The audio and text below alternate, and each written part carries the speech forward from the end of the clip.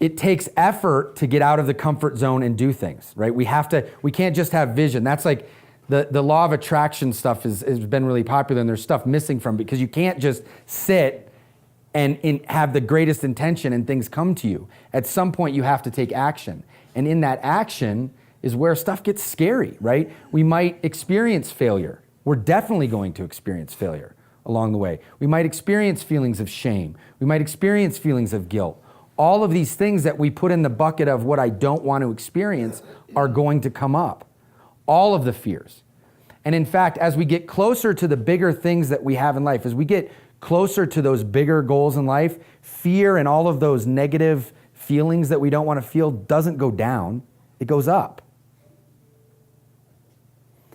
So the problem is we start to navigate by that sense of what we like and dislike and what we feel, what we want to feel and don't want to feel. So we'll begin to place value on that kind of feeling stuff in life, right?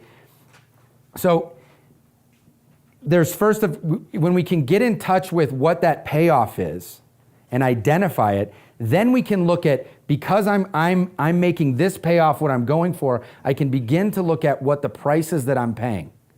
So what the prices that I'm paying for not accomplishing that goal. And not just that I didn't write that letter and so I'm not gonna have that done and I'm gonna beat myself up. That's not gonna be a big enough price for you to pay to shift that conversation and take a different action. I mean, like, who wrote the letter? Was it you that wrote your letter about your friend, right? The friend that died, right? So you wrote a letter and hadn't sent it, right? That's a price that you could pay by not sending that letter to somebody else. If you knew that was gonna happen, which you didn't, right? You didn't know that price was so big that he was gonna die, you probably would have taken a different action. And I'm not saying walk around in life like everybody's gonna die in the next second, but when we can bring urgency to the things that we say were important and say that the price of this that I'm paying is, I'm not keeping my word to myself. I'm not expressing myself in the way that I want to in the world, and I'm using this example. This other person is not experiencing what I have to express to them. You know, the world is not getting that. They're not experiencing the benefit of what I'm doing. And you can take this with anything. It doesn't have to be a letter. It could be the businesses you're creating. It could be the families you're creating, the way that you're going to raise children. Like, there are prices that other people pay in the world when men like people in this group don't keep their word. I promise you. When men like men in this group begin to keep their word all the time, it has an impact that's far outreaching. The ripple effect is huge. And none of you that I know anyway, and probably most of you in this room, if not all of you, are not going out consciously doing that. But we don't see what the possibility of that ripple is.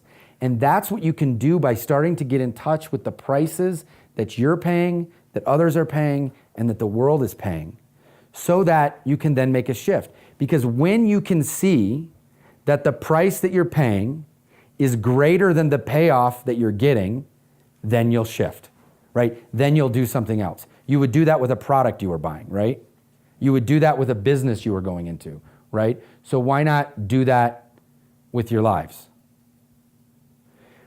What we'll tend to do is operate in the realm of feelings. We'll say, the payoff I'm getting is that I feel good about this, that this feels good, or that this feels bad, so I'm not gonna do it. Feelings are important for us to have, to acknowledge, to notice, to experience, but when we let feelings drive our choices, I will just say we will never accomplish all the goals that we're out to set. Because it will always direct us like weather. The example that I always use is like a ship captain who's leaving, like an old-time sailing ship. If he's leaving England and he's gonna sail to New York, like let's say he's sailing across the ocean and he determines the way he's going to sail is, if the weather is good and the seas are calm, I must be going the right way. But if the weather is bad and the seas are rough, I must be going the wrong way.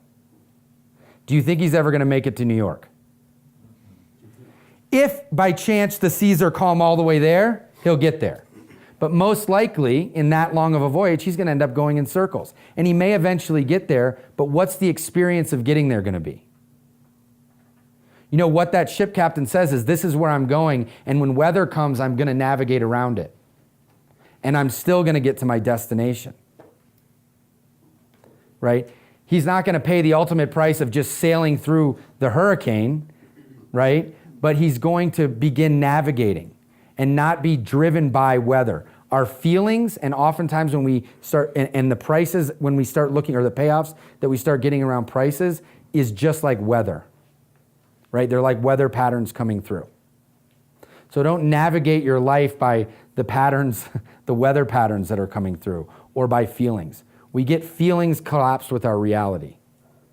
That because I'm feeling bad, this must be the way life is, or because I'm feeling good, this is the way life must be. This is the way the world must be. And that's just not the truth.